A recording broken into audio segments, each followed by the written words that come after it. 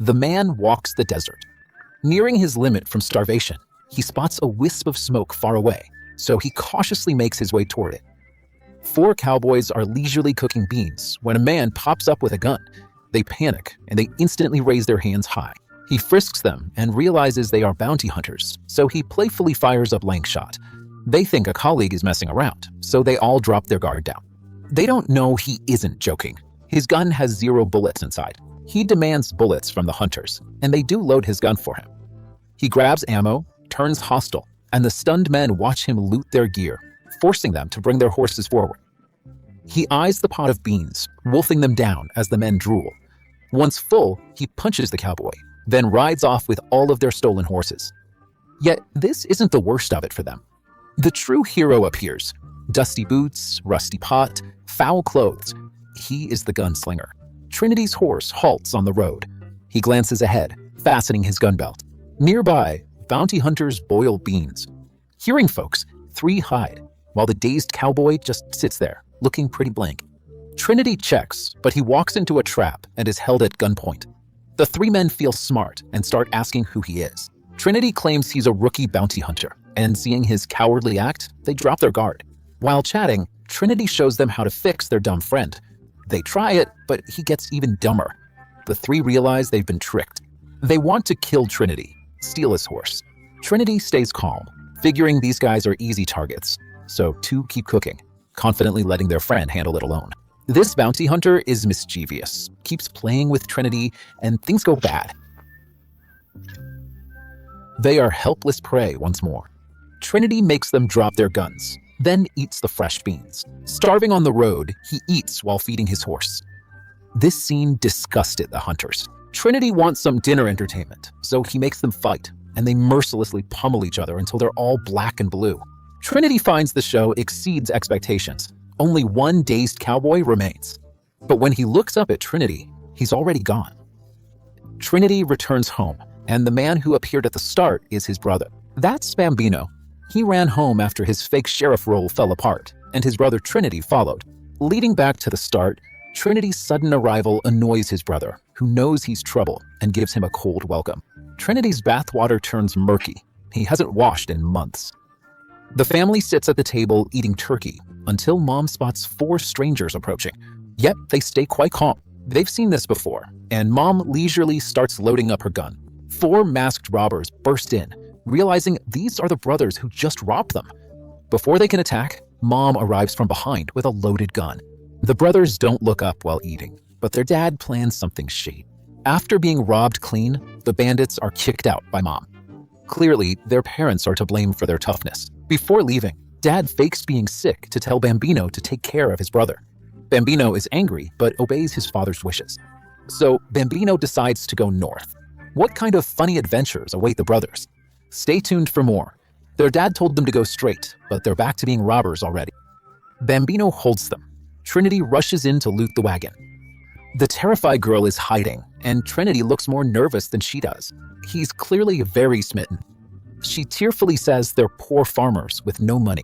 Unexpectedly, Trinity gently apologizes, telling her to sit tight, making her melt on the spot. Bambino sees horses are worth money. The farmer pleads that they need the horses to afford their child's treatment. Seeing their poverty, the brothers decide to depart. Trinity notices the broken wagon wheel, and hoping to win her over, he repairs it, making a family wonder why bandits are so helpful. Before leaving, Trinity makes Bambino pay for the deed. Bambino's annoyed, yet hands over 2 bills. The family thanks them like they're God. Their first heist ends in a loss. Bambino is right to hate his brother. They reach the West's biggest town. They are quickly eyed by the town sheriff. Deciding they need some quick cash, Trinity watches a pro gambler in the saloon while his brother works on his gun, thinking this is the easiest score. But where will he get the buy-in? Bambino enters, sees what Trinity is up to, and immediately stops him. The local gambler is a pro, but he doesn't know Trinity is a genius at cheating, though he rarely shows it. Faced with their debts, Bambino wavers until Trinity hits him up for cash so he can gamble. Bambino gives him betting money. Trinity sits, and Bambino joins, worried. He regrets sitting. Hendrick's fast card skills shock him. Even Trinity has never seen card moves this slick. The gambler mocks the country boys, and they lose the first hand, as expected. Bambino gets nervous checking the pot, but Trinity's shuffle amazes him. Those moves make him smile, though he must act like a stranger to keep their brotherhood a secret. Trinity's shuffling stuns everyone. Hendrix grows agitated. After his show, Trinity deals, and as they get their cards, hands get better. Gamblers bet big. Bambino thinks Trinity dealt the best, so he bets along. However, the gambler has the highest cards and pushes the pot higher until all the cash is in. Bambino is truly shocked. How did the kid learn to cheat? Others have better cards. Hendrix never swaps his. His 4 sevens are the highest, and when it's time to reveal, Bambino shows them proudly. Hendrix wins. Bambino scowls. Why did the kid cheat him? As Hendrix collects, Trinity slowly shows his cards. Everyone is stunned. Trinity sweeps the pot, and the gambler starts calling him a cheater. Trinity plays dumb, denying it.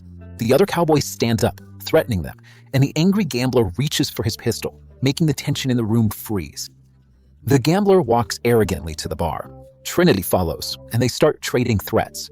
Neither backs down as they stare each other down, ready to throw down. Bambino isn't just sitting there. He quickly knocks out the other players, while Trinity and the arrogant gambler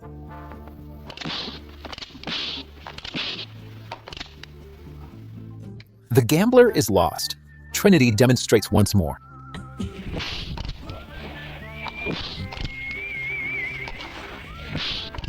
The gambler knows he has beaten and tries to run off for help. As he leaves, he tries to sneak an attack, but gets clobbered and loses his money. What adventures await the brothers now? See ya. His first act in town is buying a new outfit. Feeling fancy, Trinity shows off until he spots his crush in town, acting all high and mighty to get her to come talk to him. Sure enough, she spots him turn from a dirty bandit into a gentleman, and she is totally love-struck.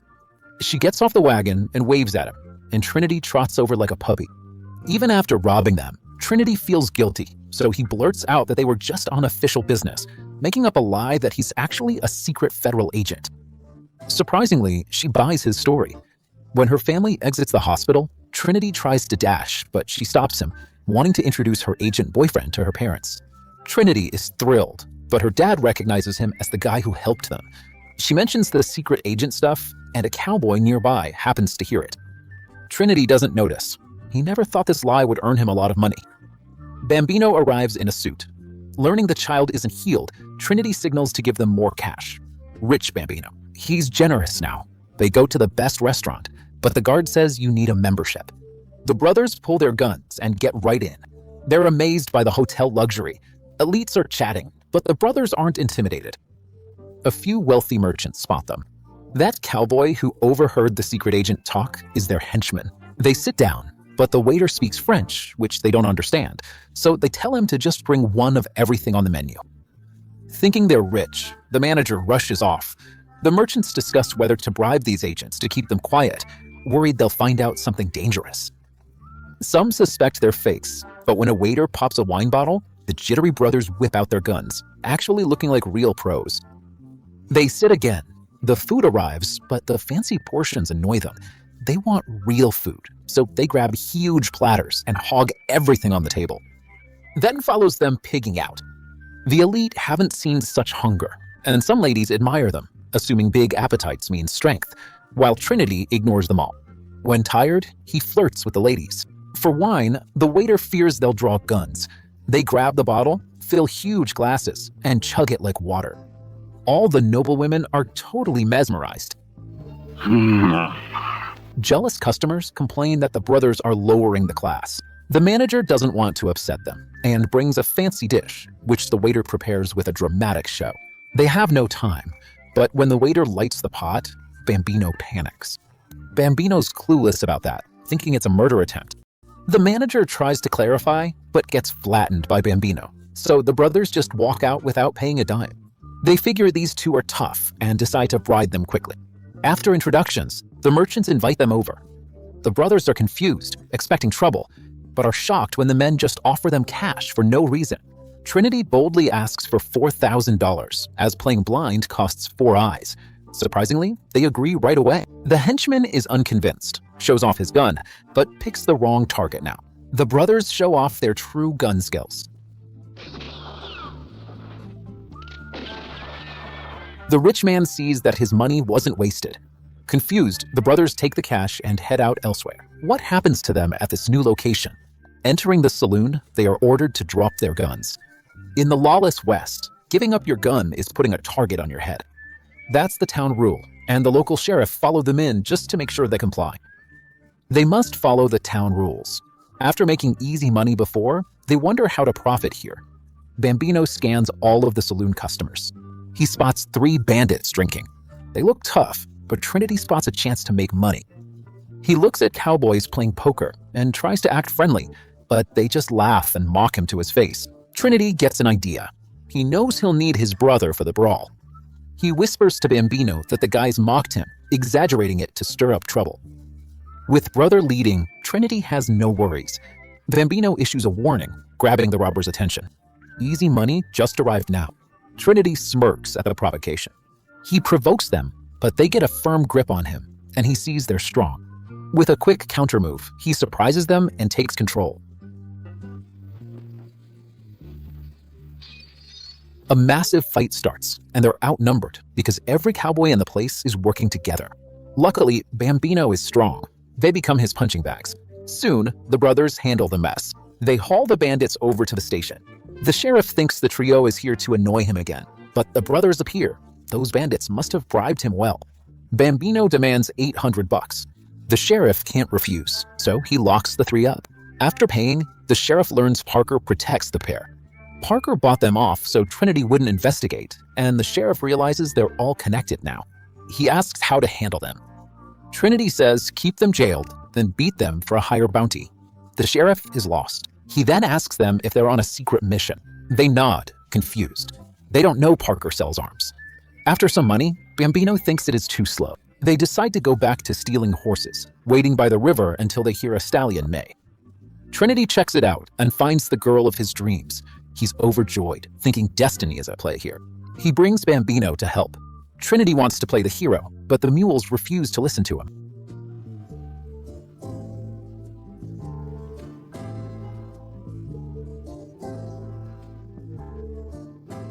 Finally, Bambino commands the mules, and they start pulling them out. Trinity finds the perfect chance to be alone with his crush. They talk and soon start sharing a kiss. Just as Trinity acts, his brother interrupts. They return happy, but Bambino's grumpy.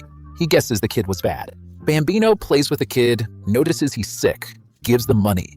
Looks like he can't be a thief anymore. They decide to rob people at the border, but overhear some battered Mexicans, and their beaten state piques the brothers' interest.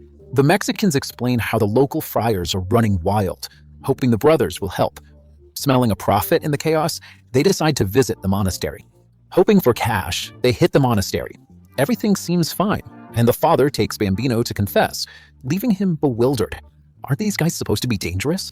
They seem gentler. The father asks Bambino to detail his crimes for forgiveness. Bambino has grievances, so he lists sins from birth.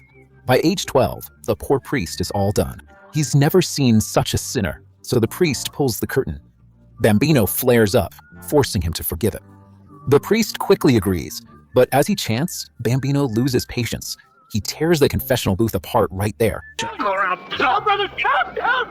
Trinity rushes in, calms his brother, and asks what secrets are hidden. The priest rushes to name a key figure. What truth will they uncover now? See you next time. A beaten resident warns the fake agents that the friars have been attacking everyone they see for no reason lately. They didn't think friars were wild. They must have money to pay for trouble. They intended to rob the border, but a payday found them instead. They're stunned when they get there. The friars are busy with farm work, looking anything but wealthy. The leader assumes these 2 bums want to seek forgiveness. He takes Bambino to the booth, but the hothead wrecks it. Trinity stops him from doing more damage, then asks the prior why they've been attacking people for no reason. The leader clarifies that bandits are framing them, and now that they know the truth, the brothers go to report it, but the sheriff is gone, and they meet her father instead. He shows up to bring a message to the jailed bandits, saying it's time for the delivery. They're baffled, but know it must be worth a lot. Bambino orders Trinity to watch the monastery. A break, so Trinity reluctantly complies. As he peeks over the wall, He's amazed. His crush's family has stopped there too. He totally forgets the mission, jumps down to see her, flirts, and lies about being on a secret case. She's been longing for him, so they kiss, and he's totally mesmerized, losing track of his original mission entirely. Bambino sits in the tavern, waiting. He waits until midnight. To stay patient, he set his watch back 2 hours, but Trinity hasn't arrived. He meets men looking for bandits, realizes something is fishy, and decides to follow. These guys are definitely up to no good. They release the 3 bandits because Parker needs the shipment sent to the border. As they leave, Bambino holds them at gunpoint and throws them back in jail. He rushes back to the tavern to wait, wishing he could just run the 40 miles to find his brother. Trinity is busy with love. Someone knocks. Trinity hides her, then keeps a close eye on everything going on outside. The friars open the door, but it's another group of fake monks who start moving boxes from the cellar. They load the wagon together, and the leader pays the prior $50,000, threatening him to get it to Parker. As fake monks prepare to leave, Trinity steps up and stops them. To tell them apart, he makes the 2 groups fight each other, and it works. The prior now clutches the money tightly. Her dad arrives and calls him lieutenant, so Trinity goes with it, telling the leader he is really a federal agent. He claims the money as evidence, but the prior knows better. Taking it means trouble. Trinity argues confession covers it, but the prior points out the massive sins his brother has committed. The prior claims Bambino can be saved. Trinity worries he knows too much and might snitch, so he hands over the money. Meanwhile, Bambino waits, but those 2 cowboys show up at the pub again, asking where the sheriff went. He wants to know what these morons want. He follows to the jail, pulls a gun, and locks them in. All night, they fail to save the robbers. Trinity's back, Bambino. They head to the monastery, and after hearing the truth, Bambino asks about the cash and is amazed to see it's really there. They pose as federal agents to confiscate the loot, but as they're ready to leave, Parker arrives with his armed men. Now, the brothers are completely trapped and simply can't make their big escape. He tells the prior to arm everyone. The prior's baffled. They can't use guns at all. The weapons were moved last night. He has a plan. Boss yells for cash. The prior shouts, "No guns in the sanctuary." Parker figures, why fear weak monks with his large army? He tells his crew to disarm, and they confidently walk into the grounds. The 3 guys in the back are the ones Trinity robbed earlier, seeing the whole gang get inside. Disguised as monks, they lock the gate, leaving one out. Aren't they trapping themselves? Parker sees no money and orders his men to grab guns and kill them all. The brothers block them as they try to exit. They pull guns to control the scene, but a bandit grabs the girl and the brothers just toss their weapons away. After taking money, the robbers try to flee, but the gate won't open. The monks push hard but can't move it. Only then, the girl's father remembers his shotgun. Trinity takes it to intimidate, not realizing it has 1 bullet. He's in trouble. The goons want to kill the brothers, but Bambino dives in to stop them.